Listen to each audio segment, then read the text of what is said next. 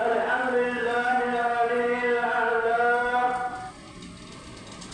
الذي خلق وسوى والذي قدر فهدى له ملك السماوات والأرض وما بينهما وما تحت الثرى الملك الحق المبين الذي على عرشه استوى وعلى الملك الحياة وقد وسع كل شيء رحمة وعلما أحمده سبحانه وبمحمد يلحق حيث أولو الأحلام وأشهد أن لا إله إلا الله وحده لا شريك له عالم السر والنجوى وأشهد أن محمدا عبده ورسوله الداعي إلى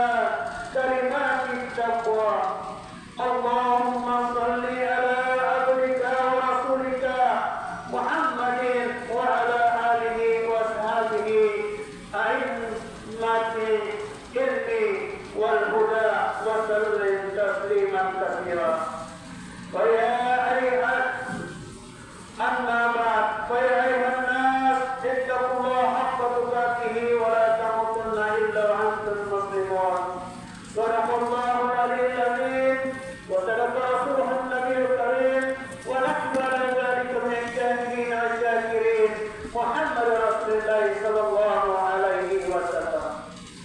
Jemaah-jemaah yang dimuliakan Allah Subhanahu wa taala. Melalui khutbah Jumat di kesempatan yang mulia ini, saya berwasiat kepada diri saya pribadi dan para jemaah sekalian yang saya hormati, bahwa kita terus-menerus berusaha meningkatkan kualitas iman dan takwa kita kepada Allah Subhanahu wa taala dengan menunaikan segala perintahnya dan menjauhi segala yang dilarangnya.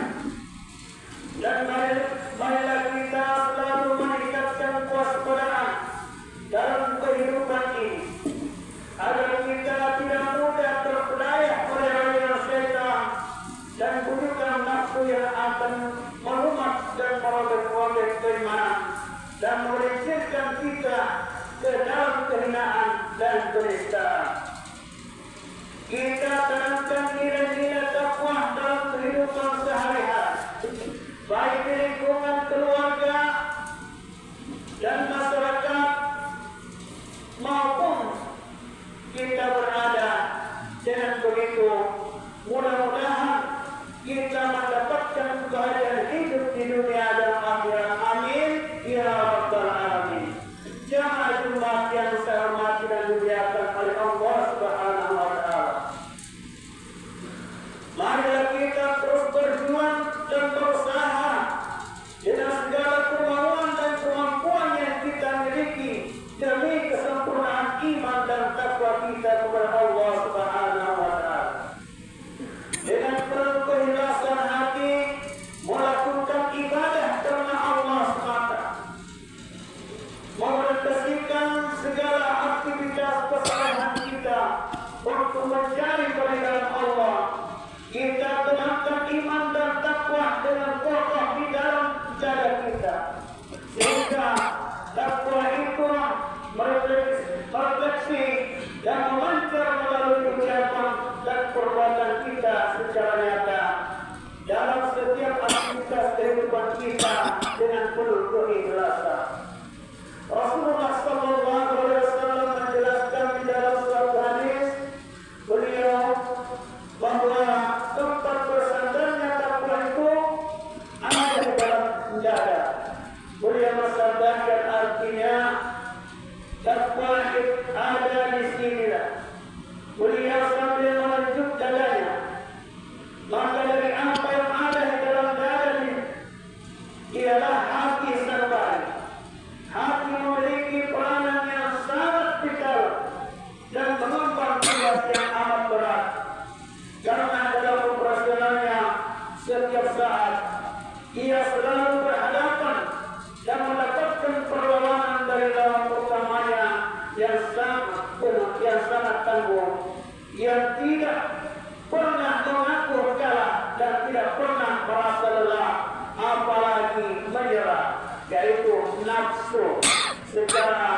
internal dan secara eksternal.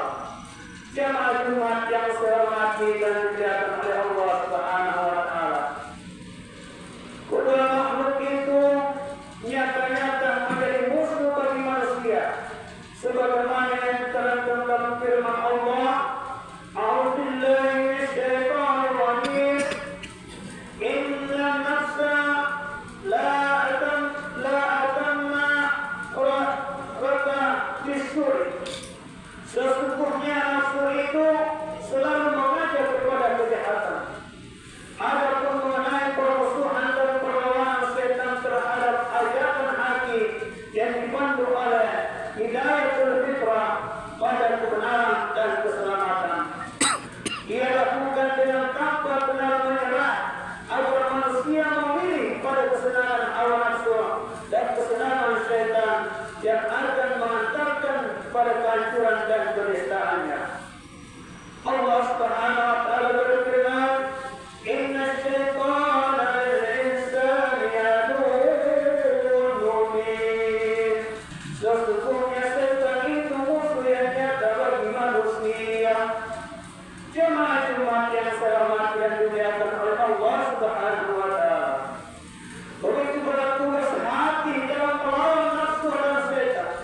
Karena Rasulullah pernah menyatakan bahwa perjuangan melawan nafsu setan itu merupakan perjuangan yang besar. Hawa nafsu merupakan musuh manusia yang ada di dalam dirinya yang selalu menyertainya. Tentu dia sangat mengetahui celah-celah kelemahan sedikit apapun dan saat yang paling tepat untuk melakukan serangan. Sementara setan terus-menerus menghadang manusia agar tidak menempuh jalan kebenaran. Setan telah bergerak untuk melakukan hal itu. Ia menyatakan sebagaimana yang dijelaskan dalam ayat Al-Quran yang bunyinya demikian. La aqudanna lahum siratal mustaqim thumma la atayannahum min bayni aydihim wa min khalfihim wa min aymanihim wa an shama'ilihim wa la tajidu aktsarahum syakirin. Sungguh saya benar-benar akan menghalang-halangi mereka dari jalan engkau yang lurus. Kemudian saya akan mendatangi mereka dari muka dan dari belakang, kanan dan kiri mereka. Dan engkau tidak akan mendapat kebanyakan mereka bersyukur atau taat. Sejauh mana kualitas dan kesempurnaan takwa seseorang sangatlah bergantung pada kemampuan hati dalam melawan kedua musuh utamanya itu.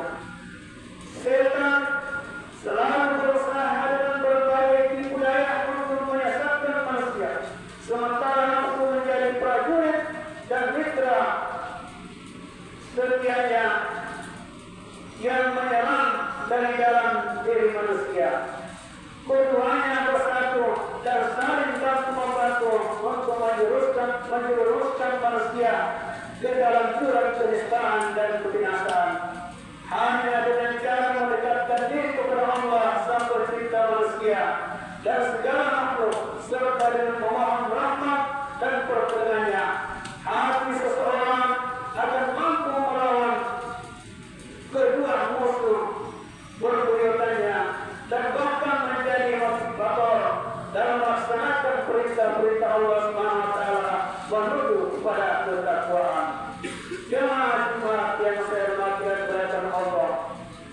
Allah Subhanahu wa taala berfirman dalam surah Al-Imran ayat 133 sampai 135 dan artinya, dan berserulah kamu kepada ampunan dari Tuhanmu dan kepada surga yang luasnya seluas langit dan bumi yang disediakan untuk orang-orang yang bertakwa, yaitu orang-orang yang menafkahkan hartanya baik di waktu lapang maupun sempit, dan orang-orang yang menahan dan memaafkan kesalahan orang. Allah menikahi orang-orang yang berbuat kebaikan dan juga orang-orang yang apabila mengerjakan perbuatan keji atau menganiaya diri sendiri, mereka ingat akan Allah lalu memohon ampun kepada dosa-dosa mereka. Dan barang siapa lagi yang dapat mengampuni dosa selain daripada Allah, dan mereka tidak meneruskan perbuatan keji itu sedang mereka mengetahui. Jadi ayat tersebut mengilustrasikan tentang ciri-ciri orang yang bertakwa, yaitu pertama, orang yang bertakwa itu murah hati, senantiasa berinfak baik pada waktu lapang maupun sakit. Tentu ini membutuhkan kemauan dan perjuangan yang cukup berat, karena menyedekahkan harta dan berinfak di dalam Allah bertentangan dengan sifat yang jangan melekat pada diri manusia, yaitu bakhil. Sifat itu bermula dari rasa cinta yang berlebihan terhadap harta dunia. Perhatikan firman Allah yang artinya, dan sesungguhnya dia sangat bakhil karena cintanya kepada harta. Dalam ayat lain dijelaskannya artinya, dan di antara mereka ada orang yang telah berikrar kepada Allah, sesungguhnya jika Allah memberikan sebagian karunia-Nya kepada kami, pastilah kami akan bersedekah dan pastilah kami termasuk orang-orang yang saleh. Jemaah-jemaah yang sehormat dan dimuliakan oleh Allah Subhanahu wa taala. Tetapi nyatanya setelah mereka diberi anugerah rezeki oleh Allah, justru mereka kikir dan bakhil. Sebagaimana diungkapkan dalam ayat yang berbunyi, "Falamma atahum min fadlihi bakhilu bihi wa tawallaw wa hum mu'ridun." Maka setelah Allah memberikan kepada mereka sebagian dari karunia-Nya, mereka kikir dengan karunia itu dan berpaling, dan mereka memanglah orang-orang yang selalu membelakangi kebenaran. Seseorang yang mau berinfak di dalam Allah termasuk golongan orang-orang yang beruntung. Dengan berinfak, sesungguhnya dia telah menjaga dirinya dari sifat kikir dan merupakan kemenangan hati dalam perjuangannya mengalahkan nafsu dan setan yang ingin mempertahankan dan mendapatkan sifat kikir. Allah berfirman dalam Alkitab, "Wa ma